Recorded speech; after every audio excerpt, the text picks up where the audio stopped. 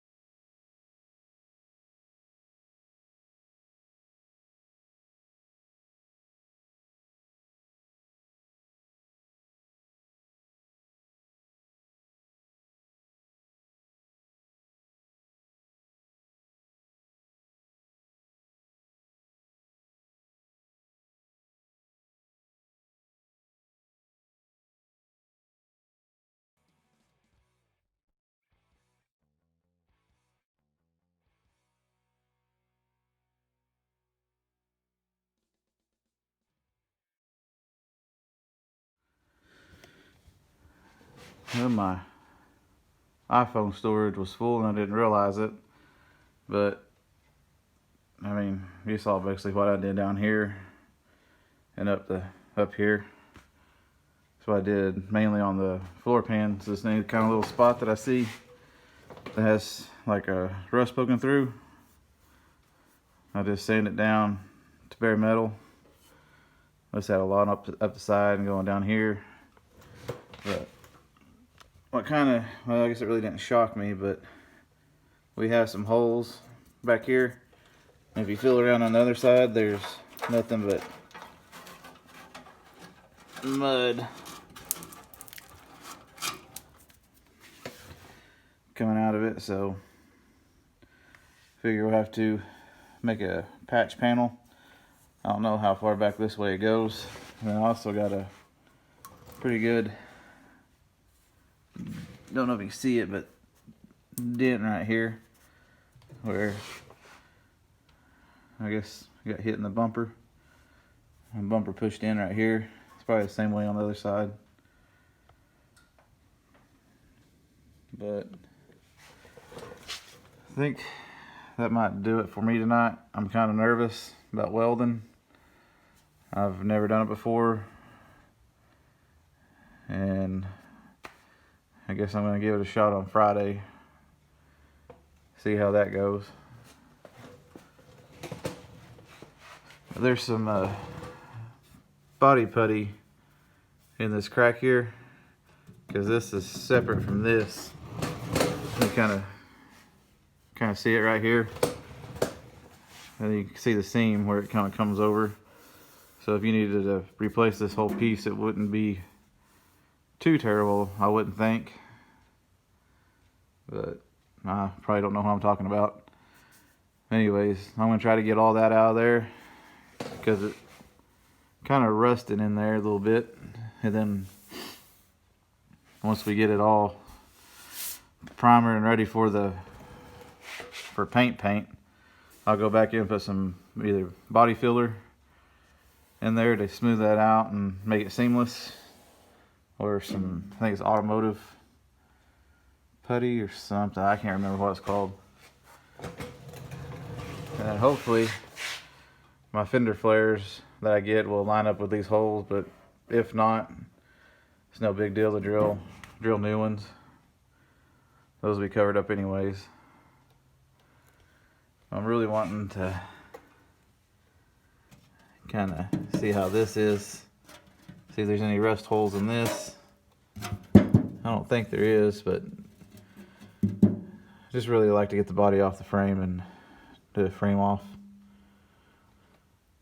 But I figure I gotta at least get some structural pieces back in here, especially that hole up there, since this is kind of like a, I want to say unibody, but it's all one piece.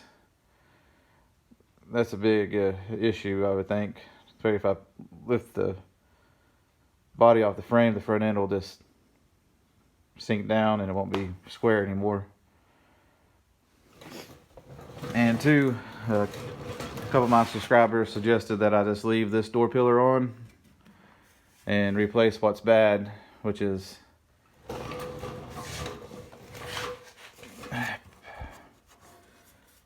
I might be able to get away with just patching this right here and cutting this off square here.